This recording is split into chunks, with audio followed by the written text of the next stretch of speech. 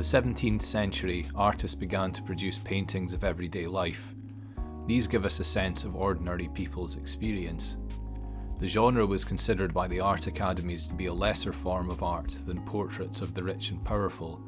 This creates a marked divide in the representation of society. Figures within domestic interiors were a common subject matter, while portraits overwhelmingly depicted men. These scenes would often show women performing stereotypical gender roles in the home. The early 20th century work of the Camden Town Group and artists like Harold Gilman were particularly known for this. In his painting The Kitchen from around 1908, a lone figure is shown within the domestic space of the kitchen.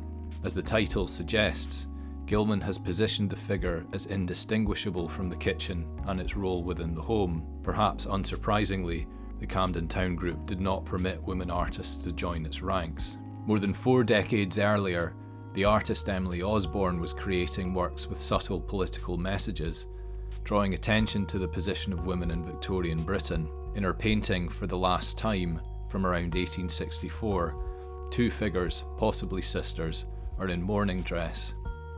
They stand on the threshold of the bedroom where a close relative or guardian has died.